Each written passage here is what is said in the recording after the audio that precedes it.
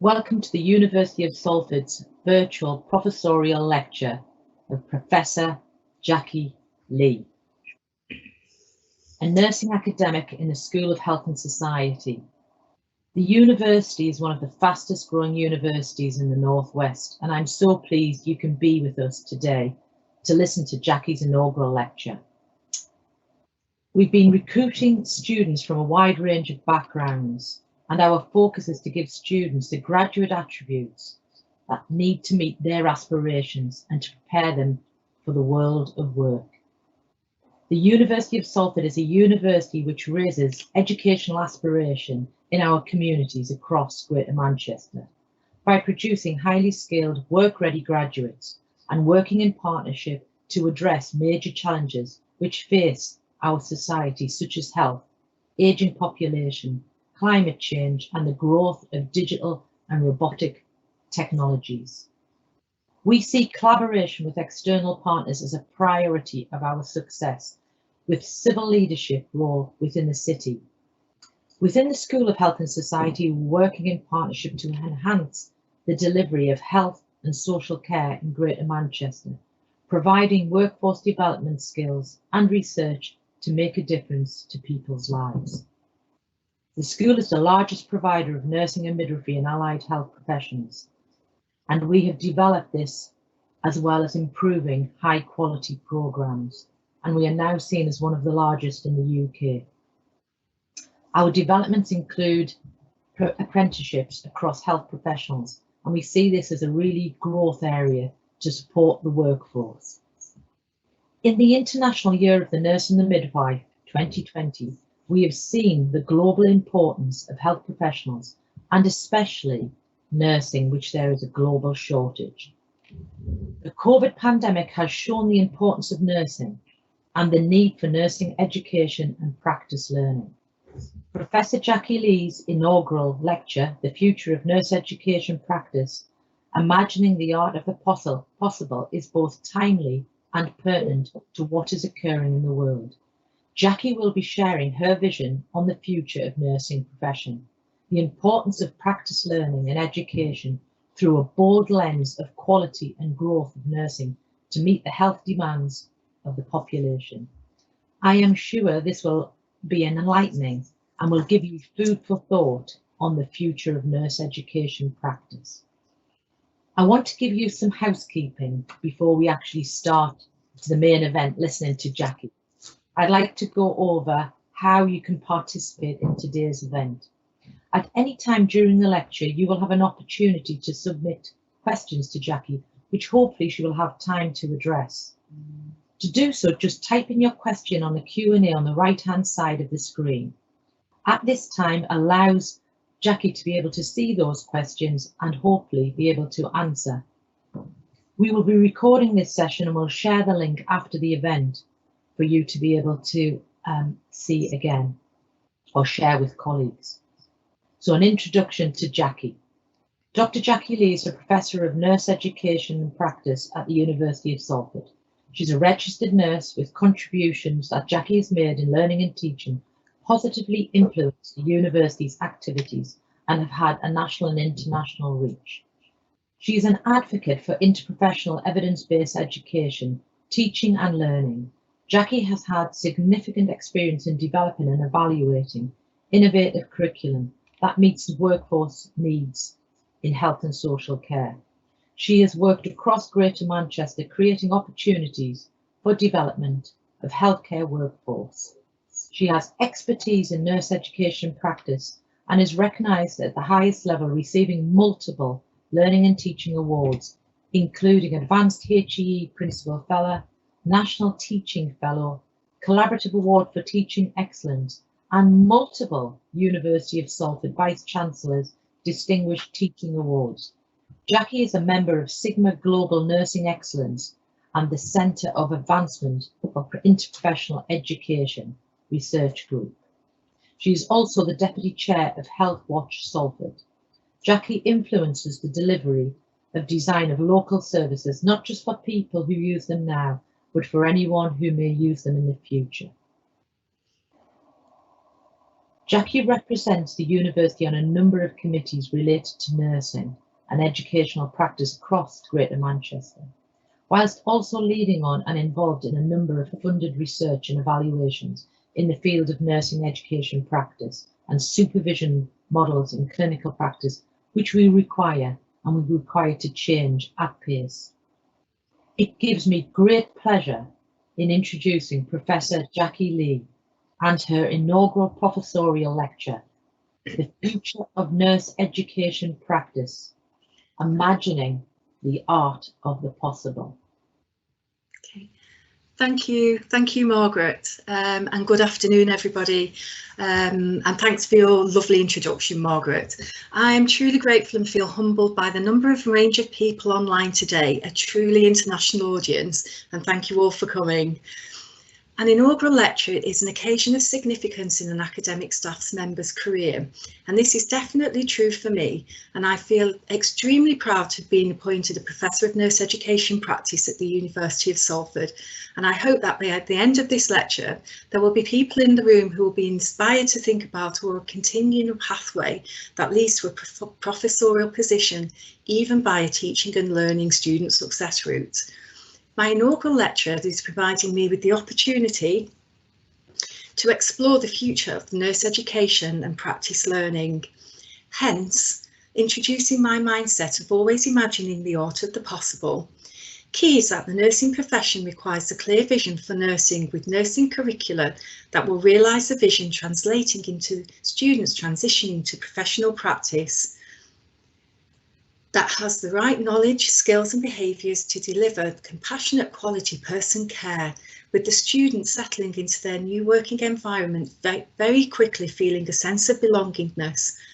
Today, I will introduce you to a nursing pre-registration to postgraduate trajectory, and I'm really interested in your thoughts on this. International Nurses Day, that's celebrated around the world every 12th of May, the birth of Florence Nightingale provided the opportunity to celebrate the role of the nurse and midwife, and I hope that you all celebrated in style with colleagues, friends and family. I know that we did at the University of Salford, noting this year's theme, Nurses, a Voice to Lead, a Vision for Future Healthcare. Globally, nursing is in the spotlight due to the pandemic. Nurses have demonstrated across the world that what we do makes such a difference to so many people's lives, especially when we work collaboratively with other professional groups. I feel that it's appropriate to recognise the tireless work of so many people who have to have a responsibility for the education of our current and future nursing workforce. Obviously, too many people to mention by name across Greater Manchester and the North West who have worked collaboratively and in partnership across the system to maintain the pipeline of newly registered nurses during the pandemic. You are truly an inspirational group of people. COVID didn't daunt us, instead we used it as a driver to redefine what is possible, to push the boundaries, to do nurse education and practice learning differently and better. And to mention students too who've had their programme of study disrupted, often having the practice learning replaced with theory. At the University of Salford, and I know across Greater Manchester, we are truly amazed by the energy and adaptability that students have demonstrated, always showing their passion for nursing. In a recent publication in the British Journal of Nursing, 3 nursing students from the University of Salford shared their experiences working on the front line. One of the students, Kerry, for example, decided to opt into a deployed contract, meaning that she chose to spend 80% of her hours in a paid clinical placement and the remaining 20% continuing with academic learning, completing online with the support of her personal tutor and other academics. And I provide an extract of Kerry's experiences, which is a powerful piece. And what Kerry says is, I believe that I've seen some of the toughest things I will come across in my career during this pandemic. I have supported people as they died without loved ones and comforted people crying through sadness, fear or pure exhaustion. However, I have also seen the most wonderful acts of humanity too, from members of the public turning up to the hospital in the night to give us lots of praise and gifts such as food and hand cream, to the nation coming out to clap every week, and the overwhelming appreciation from our patients when they come into hospital with the fear that they have the virus.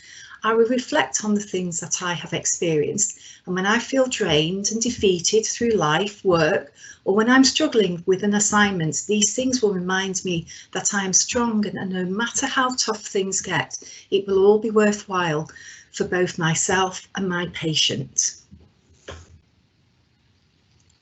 Kerry's example brings into short focus the importance of particular aspects of undergraduate nursing programmes, including the need to develop empowered nurses who are courageous and who, if and when required, can step up to the mark, contributing to healthcare workforce while continuing their education, leading to registration with the Nursing Midwifery Council, or the NMC. For me, our undergraduate nursing curriculum needs to get both theory and practice learning experiences right, blurring the boundaries between the two to develop our future nurse, the truly integrated curriculum. So I want you to think about the pipeline of nurses and transition from student to registered nurse, and what if we were to create a perfect nurse education and practice education scenario, something that one could argue is currently elusive. What if universities such as Salford and their healthcare partners were not constrained by student fees and numbers, or securing practice learning opportunities for nurses, new students on the programme, those progressing through the programme, and for those journeying towards role transition? What could we do with nurse education and nurse education practice? Yes, we'd have to take risks, but let's just think about what might be possible if we were to be bold and brave with our thinking. Let's be clear here, I'm an advocate of graduate nurses who are critical thinkers, and during their pre-registration programme, learners must be provided with the quality nursing curriculum that includes a range of practice learning experiences that absolutely reflect the future role of the nurse. Last month in a room, I co-led with Carol LeBlanc, head of the Greater Manchester Programme Management Office, a brilliant, lively, interactive session that resulted in the Greater Manchester collective response to the NMC online survey that sought the views about the current education programme standards and impact on any potential move from the alignment with European Union directives. The session had over 25 participants comprising of students from the 4 GM universities, practice education facilitators, education managers, practice leads. There was a whole host of people online. Not only did we debate the questions posed in the survey, and the key themes are identified on the slide here, but we imagined a different nurse education programme that is potentially shorter in length, supported by an internship where the graduate nurse at the end of the programme is proficient, thinks critically, applying evidence-based nursing practice. The discussion took me back to a paper written by Robertson Leigh in 2020, and a chapter I've written in our recent book, Supervising Assessing Students and Nurses and Midwives in Clinical Practice, where there is a reimagination of pre-registration nursing, including this postgraduate exciting trajectory. And online there's the book, and honestly, Debbie and I will never miss a trick just to promote our book here. So instead of telling you the results of our Greater Manchester survey, I'll feed it forward into a proposed nurse education, pre-registration to postgraduate trajectory. I will also feed in some of the projects I'm leading or co-leading across Greater Manchester and the North West that are responsive to funding used across all healthcare professions relating to Health Education England's Enabling Effective Learning Environments project that culminated in the recently launched and co-created Greater Manchester Health and Care Learning Environment Strategy. Indeed, across Greater Manchester and the North West, practice learning is a key strategic priority, which is just fabulous. So the best way to explain the Greater Manchester Health Learning Environment Strategy and its relevance to the trajectory that I'm talking about here is to show you the video that has been created. So sit back for the next 7 minutes and enjoy the video, and if you have any questions or thoughts, do add to the Q&A box. I want to have a positive impact on the lives of others and simultaneously make a difference, no matter how small. I am passionate about holistic and non-judgmental care of those suffering with a mental illness, and I want to achieve this every day in my job as a nurse. I have personal ties with physiotherapy as I saw how it improved my young sister's quality of life. It was my own midwife that inspired me to want to be a midwife. I think it's really important to advocate for the women and support them during what can be a really scary time for them at times. My background is in the life sciences, and I want to combine this knowledge with nursing to contribute to patient care. We want to support and be part of a rich and diverse workforce where each professional is valued.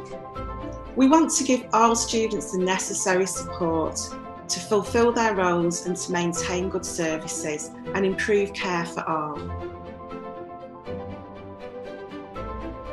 In Greater Manchester, we're lucky to have an incredibly skilled and diverse and dedicated workforce in health and care. And we're also able to draw on the talents, enthusiasm and values of a huge student population studying health and care courses. These learners are passionate about making a positive contribution and making a difference, and there's never been a better time to think about how we both safeguard and build the future workforce for our NHS and care organisations. That's what the Greater Manchester Health and Care Learning Environment Strategy is here to do. Funded by Health Education England as a key output of the Enabling Effective Learning Environments project, it is the vehicle through which we'll secure the future of our health and care workforce by recognising the needs and aspirations of our healthcare learners and supporting educators in practice to feel valued and helping them to create meaningful and positive learning experiences. It was developed in close collaboration between care providers, learners and the 4 universities of Greater Manchester.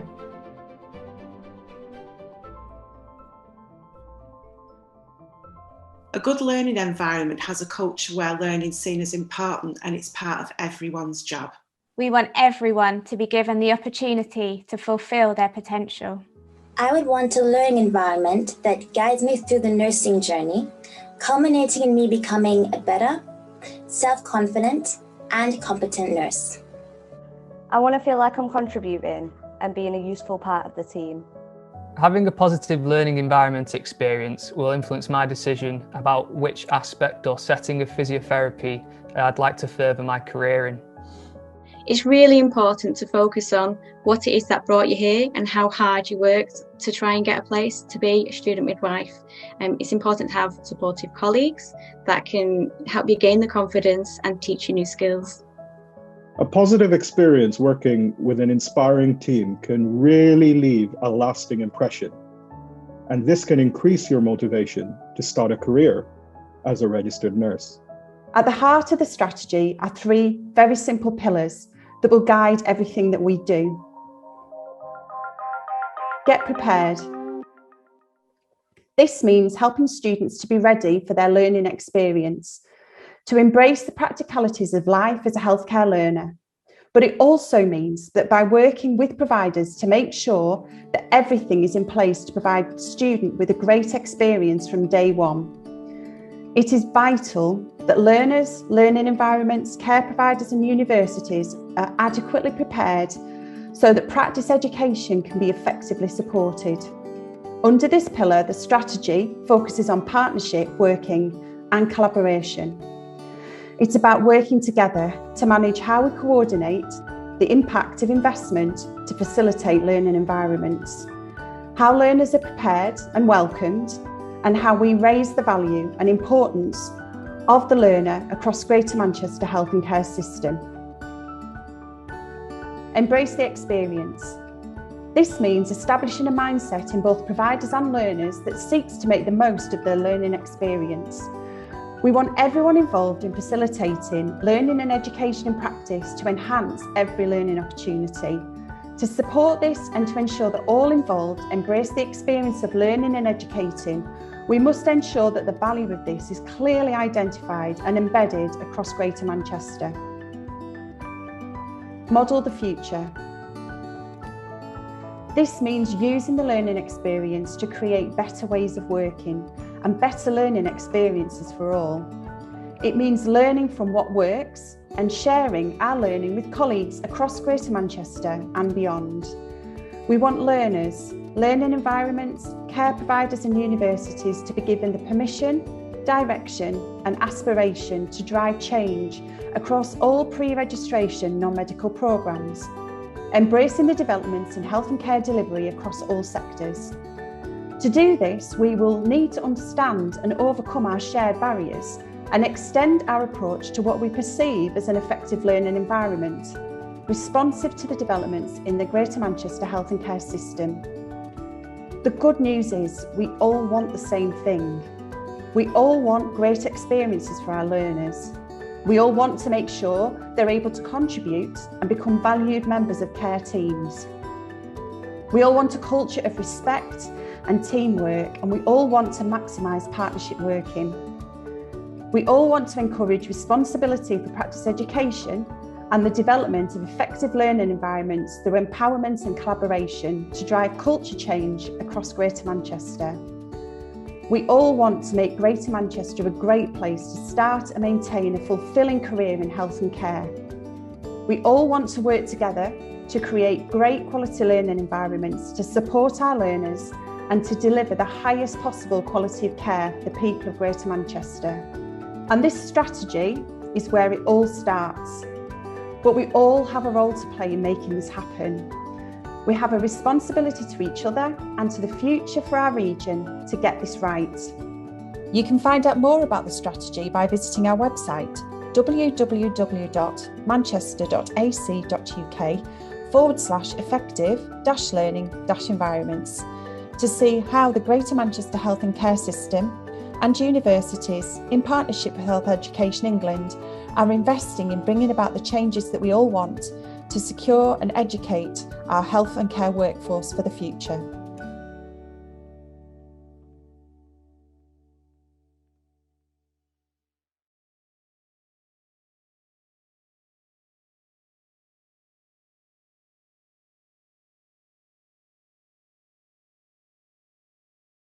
I hope you enjoyed the video. Powerful, isn't it? And for me, it puts into central stage.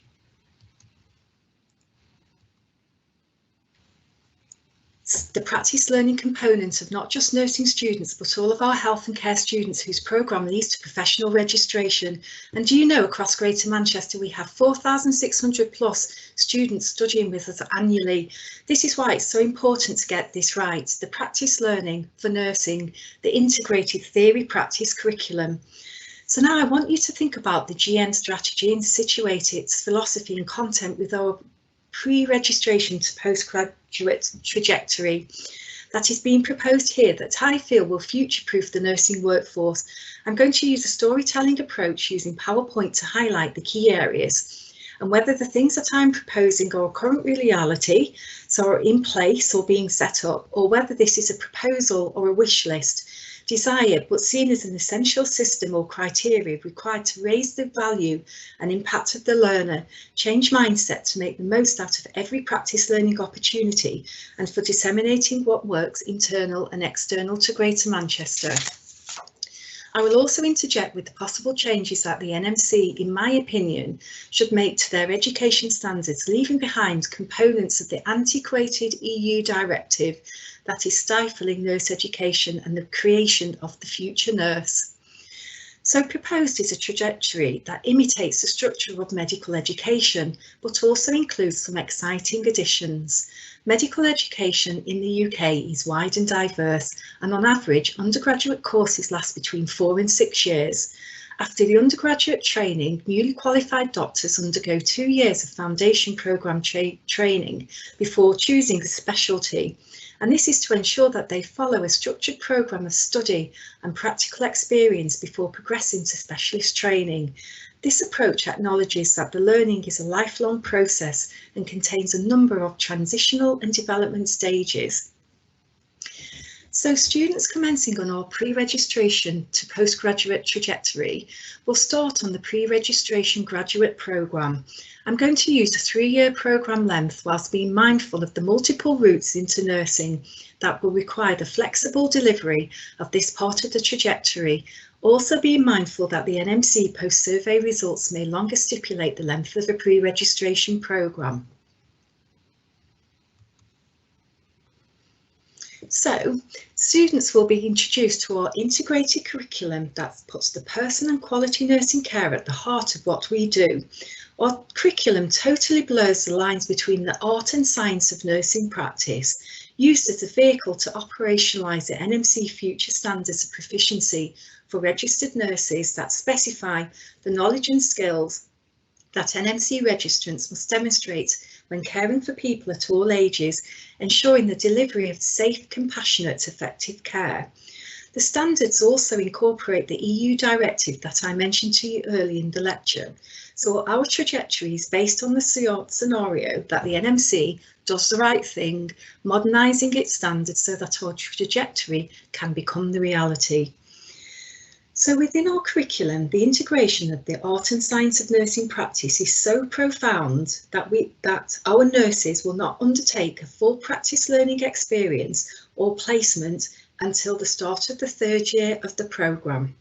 So I'm being a little bit different here. For non-nurses in the room today, this is a step change because most pre-registration nursing programmes expose students to blocks of theoretical learning followed by blocks of practice learning that takes place within the practice learning environment structured throughout the programme.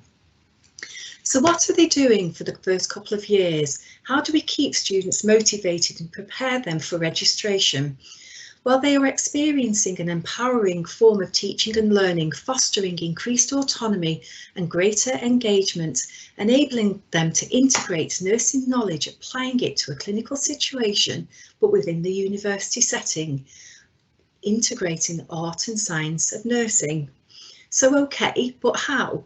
Well, we have decluttered our curriculum, so it only contains the core concepts threaded through that encourages critical thinking and deeper learning.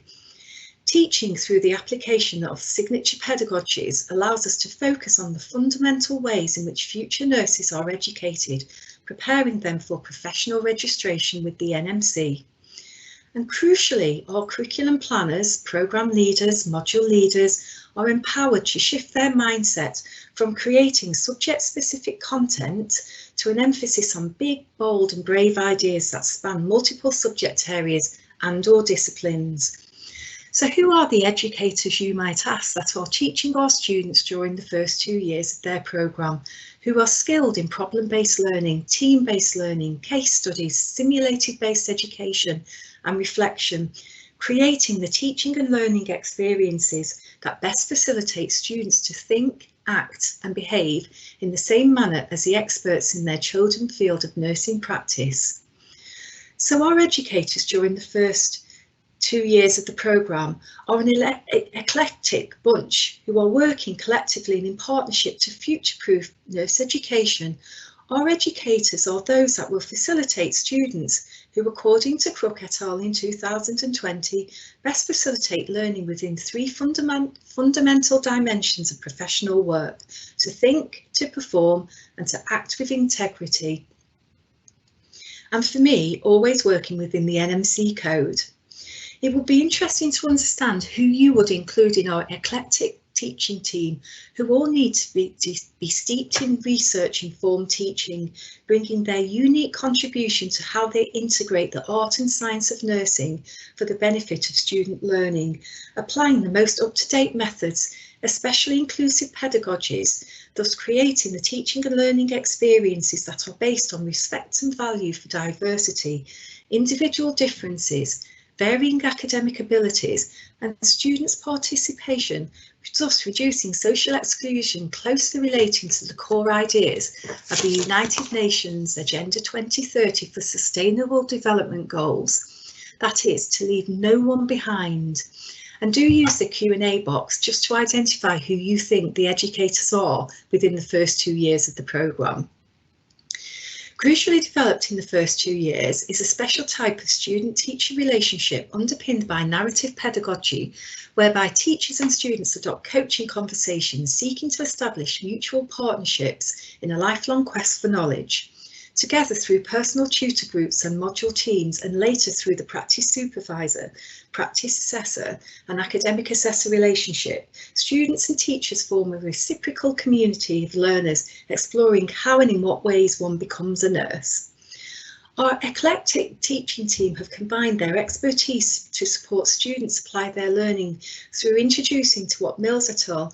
In 2014 referred to as a series of unfolding case studies or scenarios constructively aligned to the programme and module intended learning outcomes. The team will also be delivering on the 3 pillars introduced from the GM Learning Environment Strategy in the video earlier. Remember the case studies co-created with a range of experts steeped in the art and science of nursing practice that contain those big, bold and brave ideas spanning multiple subject areas and disciplines and have a real multi-professional feel, where they are motivating students with their learning through being brought to life through simulation-based education. Here, the NMC have done the right thing with our imagining the art of possible mindset, have permitted on a permanent basis that the range of simulation, and you can see examples on the slide, that can be used for both theory and practice throughout the programme, with of course pragmatic limitations set. This means that students are moving between the classroom and simulated immersive experiential learning in a fluid manner in each week of the programme. And each period of simulation is built upon through structured pre-brief, debrief and post-event reflection on practice.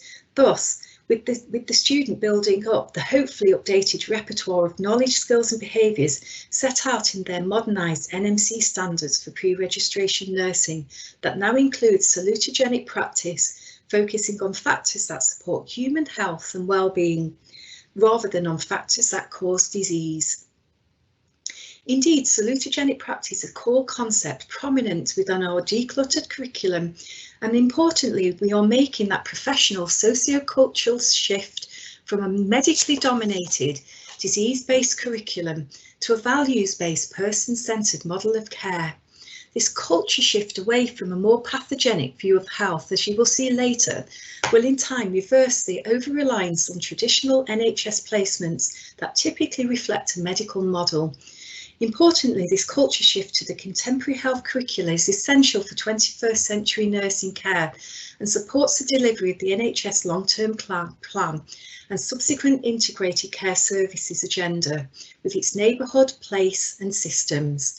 Don't get me wrong here, I'm not bashing a pathogenic view of health, but we need to balance and get that synergy within a curriculum between pathogenic and salutogenic models, making sure that our future workforce is prepared and has experience from working within environments that better reflects the populations that they will serve on registration.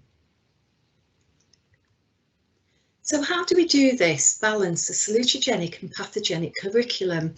Well, embedded in our pre-registration nursing programme and decluttered concept-based curriculum is the National Personalised Care Interprofessional Education Framework. Luckily for you, we call PERSI. The PERSI framework is a reality and it is led by the University of Salford by Dr. Michelle Howarth and me. Michelle and I have teamed up to combine our expertise, Michelle's expertise within the field of social prescribing and personalised care, and my expertise as a prof of nurse education practice with all things innovative in teaching and learning. Michelle and I have worked nationally to co-create the PERSI framework with a network of experts from a broad range of professional backgrounds. The crucial aim of PERSI is to guide universities and practice education facilitators to enable health and care students to learn about strengths-based approaches to health and well-being delivered by services that provide social prescribing offer. The underpinning philosophy of PERSI is viewing both the student and community as assets and agents of change for developing strengths-based approaches to co-creating health and well-being strategies, meeting population health needs and having social value. Educators can use the innovative scope and scope model embedded within the PERSI framework to provide salutogenic and personalised care opportunities for students that align to programmes' intended learning outcomes and NMC proficiencies. And crucially, Michelle and I are co-leading a Greater Manchester HEE funded project where we have produced a model to effectively implement PERSI, upscaling salutogenic and personalised care experiences for students across Greater Manchester, across the system. Indeed, our model model is imperative because currently there is no sustainable model for us to do this across GM, keeping us in this continuous pickle of not having enough NHS practice learning opportunities for our students, feeling like to me in a destructive, never-ending cycle. Our personalised model, which I can show you on the screen here, is strategically aligned to health and social care policy, as well as university and Greater Manchester key performance indicators. Our model recognises the importance of promoting third sector practice learning experiences for our students that constructively align to programme intended learning outcomes and meet professional standards such as the NMC. The latter elements of the model identify two crucial roles that work collaboratively and in partnership to transform, innovate and upskill student practice learning within the third sector, aligning their work to the three pillars identified in the GM Learning Environment Strategy. So the Partnership Development Facilitator is responsible for building with relationships with practice education facilitators and is engaging with the range of Greater Manchester organisations who could support the creation of socially connected learning opportunities for our students, providing students with rich and meaningful insight into health and health inequalities from within super diverse and marginalised groups, personalised care community environments, exploring the mutual benefits of the organisation of investing their time supporting student learning. The Practice Learning Facilitator, on the other hand, is working with university programme teams, changing mindsets, implementing the scope and co-production part of the model introduced to you earlier. They also and crucially follow up the connections made by the Partnership Development Facilitator, working with the nominated person in practice to create the opportunities for learners, expertly preparing the learning environment, applying the NMC Part 2 standards for supervision and assessment, and supporting the students' learning in practice. We know that this model works. This is because the University of Salford are ahead of the game and have already employed a third sector practice learning facilitator who is successfully collaborating with programme and module leaders, providing students with opportunities to explore their professional relationships with personalised care, social prescribing and identifying community-based assets and priorities, such as via neighbourhood studies and interactive workbooks, and in the future through simulated experiences. Within the first 2 years of our programme, the Practice Learning Facilitator is therefore operationalising the scoping and co-production part of the model introduced to you earlier. So by the third year of the programme, students are feeling suitably prepared for their practice learning experience that is about to happen. And I'm sure the students are super excited with this opportunity. They feel prepared because, remember, for the first 2 years of the programme, we have effectively brought nursing practice into the classroom, expanding their repertoire of nursing skills underpinned by a solid nursing knowledge and evidence base. Students will now use their knowledge, skills and behaviours to confidently and safely deliver quality personalised care from within the range of contemporary practice learning environments. This is on our wish list, that there is a dedicated and integrated team of experts, educators, drawn from across the 4 Greater Manchester universities who have clear role expectations and are working collaboratively in partnership with practice education colleagues to lead on the practice learning experiences for students, ensuring that students are made to feel welcome, part of the team, and that everyone who comes into contact with student nurses make the most out of every available teaching and learning opportunity.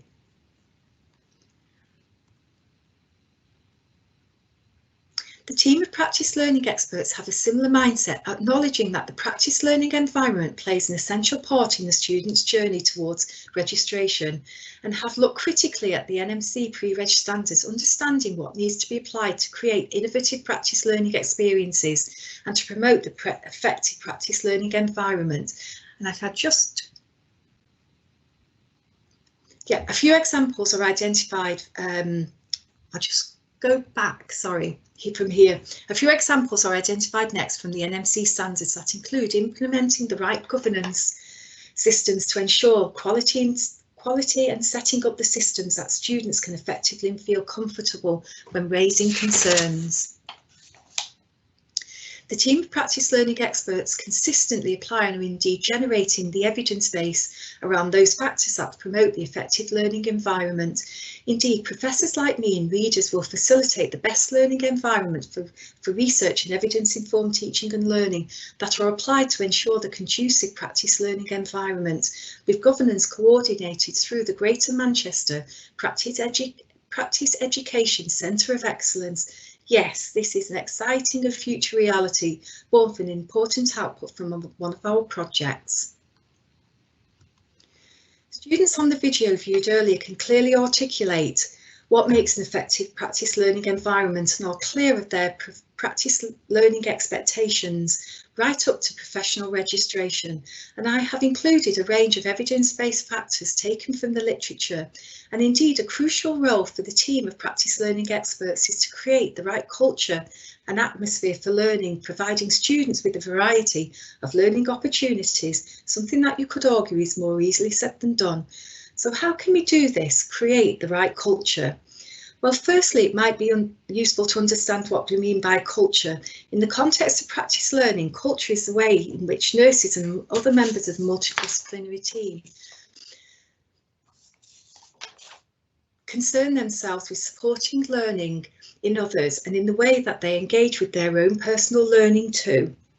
I totally agree with the point of Reynolds in 2020 that learning and care delivery should not be seen as two separate things, and I'm an advocate for those who educate or student nurses in practice not only see themselves as educators but align learning with care delivery.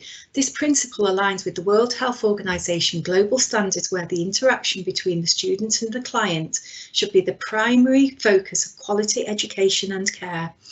Reynolds also discusses what they refer as the creation of teachable moments, a concept that I would endorse across Greater Manchester.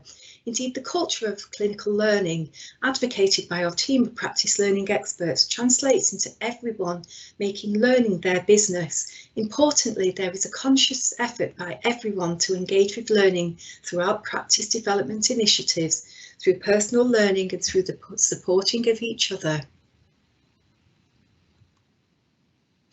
To ensure the success of our trajectory, we are reaping the rewards of a second Health Education England innovative project. Yes, this is a reality that is raising the profile of practice educator roles across Greater Manchester. A significant output from our GM Educate the Educator project has been clearly identifying for the first time the knowledge, skills and behaviours required of our educators in practice, no matter the education role that people undertake, be it the ward clerk, consultant nurse, practice supervisors and practice assessors. And remember, with our pre-registration trajectory, all students spend the third year and final year of their programme gaining a broad practice learning experience from within the contemporary environments that span beyond the traditional NHS focused practice areas. By now, if we have implemented our personalised care learning model that I introduced to you earlier, our partnership development facilitator, together with the practice learning facilitator, will have secured salutogenic focused practice learning experiences for our students in private and voluntary and third sector settings, which is fantastic. Again, the University of Salford are ahead of the game because we have already evaluated for Health Education England a project that provides student nurses with such a placement in a third sector organisation. And I have embedded a short video into the slide here that when you receive a copy of the slides following today's lecture, you can watch at your leisure. And what you will see is the impact that this learning experience has had on the students' learning journey, which is truly amazing. So supernumerary status of students is supported by suitably prepared practice supervisors and practice assessors who have protected learning time to teach and assess, forming conducive relationships with the academic assessor. All these people are experts with the electronic patient practice assessment document and are aware of the amount of practice learning experiences may be different for each student, dependent on the student achieving proficiency with the knowledge and skills and behaviours expected of the nurse. This is another possible change following the NMC survey. Indeed, we are again reaping the reward of a third University of Salford led project. Yes, this is happening. That is developing the Northwest Multi-Professional Framework, creating the programme to prepare educators in practice for their role, complying with NMC Part 2 standards. The education framework consists of bite-sized units, a powerful form of flexible learning delivered, hosted on a digital platform, providing this consistency of practice education across all Northwest organisations and HEIs and across the range of practice education roles and responsibilities. Novice to expert and educator. Educators that engaging with the framework are working within the flipped classroom, a type of blended learning which aims to increase students' engagement and learning by having educators complete reading at their home or work and then engage with live problem-based solving during class, face-to-face or online. By now, third year students are speedily progressing towards registered practice, and this is an idea that we have. It's on the wish list. Students will undertake a practice learning experience from within one of our prized Greater Manchester Practice Learning Academy areas, in essence based on the Australian model outlined by Walsh in 2012. Academy areas are innovating approaches to practice learning, such as applying inclusive teaching methods that, for example, support students' clinical reasoning skills, delegation and service improvement. Academy areas apply our Greater Manchester educational improvement methodology, something I feel is needed, testing out and evaluating projects born from, for example, the National Health Education England Repair Project, minimising student attrition, ensuring student nurses are educated in readiness for their new profession. Furthermore, our academy areas are characterised by a clear commitment to interprofessional and peer learning that takes place in the presence of highly skilled, committed Greater Manchester health professionals who actively seek out teaching opportunities with learners. Leadership development of all involved is a key feature supporting collective, shared, inclusive and compassionate leadership forms. Indeed, a coaching culture prevails, using coaching conversations to unlock the potential of all of our learners, and system leadership will be used connecting the student to other academy areas. Academy areas are governed by our Greater Manchester Practice Education Centre of Excellence, introduced to you earlier, capitalising on our clinical academic partnerships forged, but also and importantly, we have created international networks whereby international students and faculty or frequent visitors sharing the same passion for exploring evidence-based improvements with practice education. Here we are co-creating the global classroom, and indeed exchange visits become the reality. And finally, imagine community to practice circulating with these academy areas, made up of people sharing a passion for practice education, learning how to do it better as we interact, translating evidence into meaningful teaching and learning experiences for students. You never know, people might even elect to be cared for in one of our academy areas.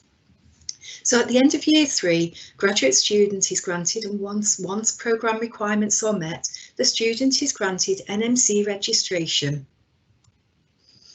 As a fully registered nurse, year 4 consists of paid deployment within an intern year where the nurse specialises within the field of practice, providing the opportunity to both work and learn in practice. One way to do this is to engage with 2 3-month placements in areas of the student's choosing, followed by 6 months intensive transition into a substantive post. Supported by a preceptorship programme and other forms of intensive and meaningful support, providing opportunities for the registered nurse to stay in contact with the team who has supported their learning for the past 3 years. Our approach to practice learning and leadership development that is influenced by those interventions that promote smooth role transition identified from the repair project and the international evidence base, and indeed from our own evidence, will mitigate against the long-standing problems associated with shock when transitioning from students to registered nurse. And finally, years 5 and 6 of our trajectory is on our wish list here, provides the postgraduate development, although our model of expertise can be initiated at any point in a nurse's career trajectory, recognising that some nurses will remain as a fully registered nurse after 4 years, for many years, where others may wish to progress to expertise immediately. Our postgraduate trajectory offers clinical, leadership, higher education pathways developing expertise in demystifying research-informed education, and this is accompanied by an integrated postgrad programme supported by 1 day per week protected learning time in the university. So there you have it, our pre-registration to postgrad trajectory. I don't know your thoughts on this, but I suggest that the success is reliant on exemplary leadership by all those involved, ensuring that we have the right curricula and practice-based systems, policies and procedures in place, but also having the right people, both in the university and practice setting, with the right skills who are in the right place at the right time, to work collaboratively and in partnership to support our students, student nurses and graduate workforce reach their full potential, no matter where they are on our trajectory, to create the best environment in the HEI in practice where learning takes place, and who collectively views our existing and future nursing workforce as an asset. There is no time as part of this lecture to discuss this further, but I am happy in the future for people to get in touch who are interested in building a global community around practice learning, leadership, partnership and collaboration to support our future nursing workforce to excel. So I'm going to stop now and for the next 10 minutes take some questions.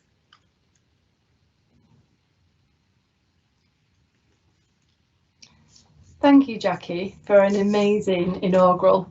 It's been truly wonderful to listen to your professional journey, and importantly, how your work has made a massive difference to education, practice and future workforce development.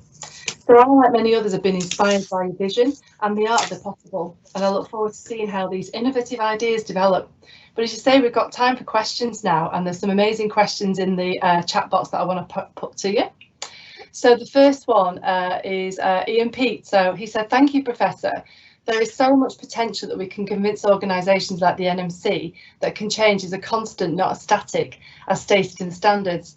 Jackie, how can we address the rigidity of the NMC perspective in its standards so we can shift their mindset?"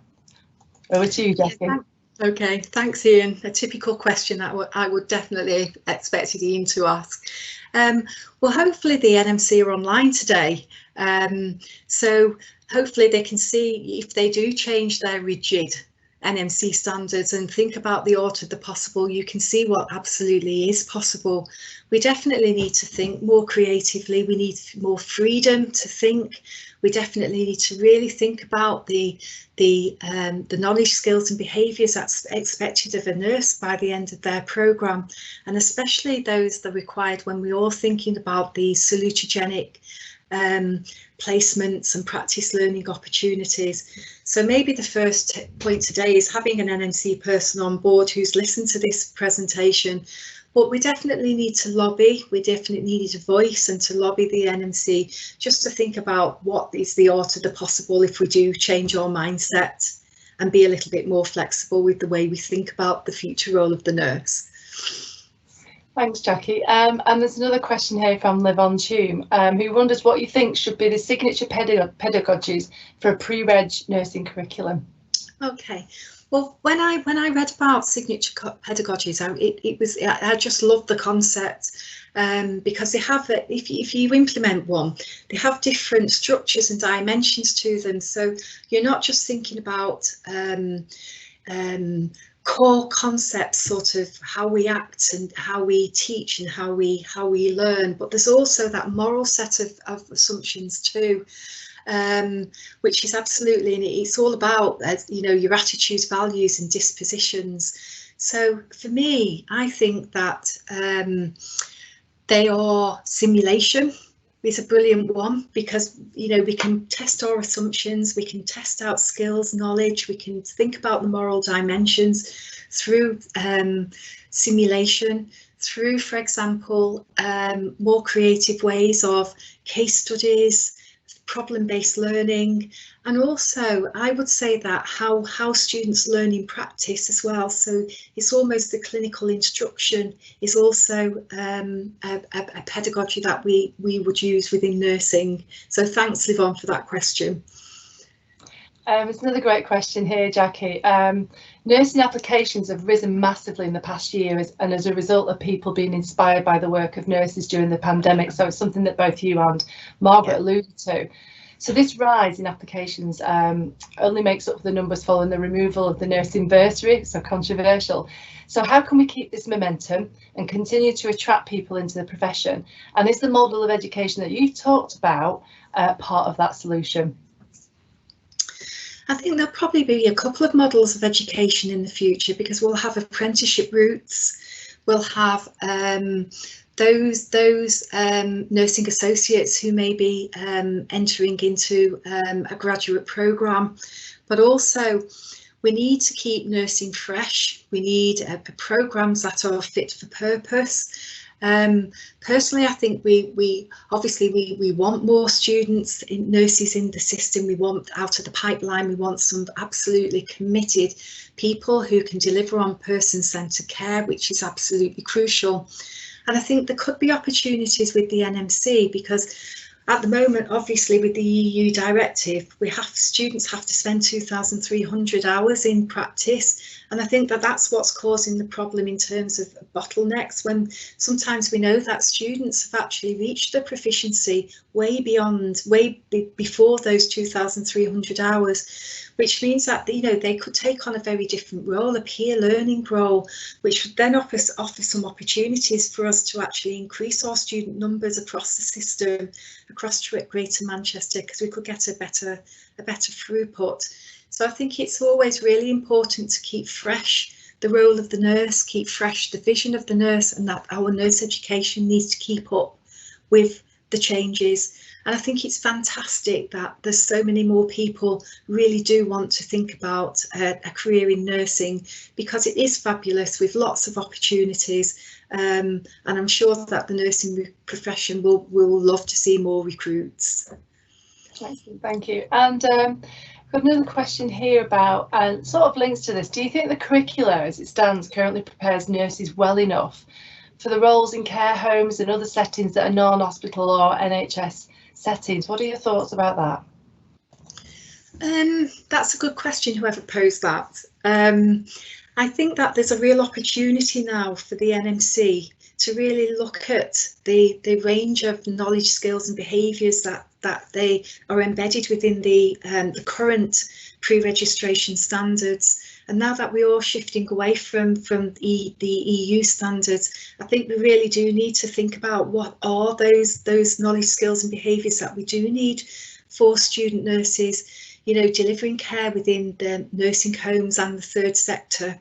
So I think they really need to be coming to people like ourselves as some of the experts around these types of practice learning experiences, just really to scope actually what does the future nurse, the modern nurse who's going to be working in very different learning environments when they qualify, actually how do they need preparing, and what knowledge, skills and behaviours would look like within a pre-registration programme. Okay, great. I've got another great question here from Miriam Colette. So she put, thank you so much, Jackie, that your system sounds fab. And her query is around managing student expectations, as she's questioning whether no traditional placements for 2 years would be a massive change. Do you think the students will feel less interested in the programme? Again, what are your thoughts? I think they will if we don't use creative and innovative approaches to the way that we teach and learn. So that's what is absolutely key, to keep the students feel empowered within their learning. And I think now we do have so many different forms of teaching. I mean, the signature pedagogies, for example, if we're looking at simulation-based learning, will keep those students motivated and active. They can still be and will still be active within their environment. They'll be working on, for example, neighbourhood studies, there'll be scoping opportunities. So they will still be experiencing nursing, but just in a very different way. We're just blurring the lines between the theory and the practice, or integrating the art and science of nursing through bringing nursing into the classroom. So actually, I think they'll be okay. They'll enjoy it. Okay, and I think the final question for today, just mindful of time, links to that last response, Jackie, and it's how will you engage practice partners in the 4th year? So it's going back to that model that you proposed.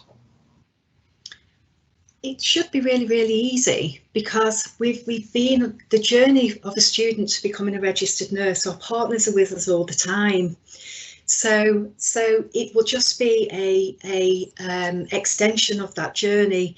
And I think for me, what's really, really important is that the team that's been with the students for the last 3 years move into that 4th year with the students as well, so they have that friendly face, so that they have that I suppose that support, because we know that role transition can bring with it lots of emotions and issues with attrition. So actually, I think it's absolutely crucial that the team of educators that is made up from, it's the eclectic mix of people who will still support that student within that 4th year, within a very robust preceptorship programme, but also some really robust and really supportive relationships. Okay, thanks, Jackie. That was the end of the questions. Thank you.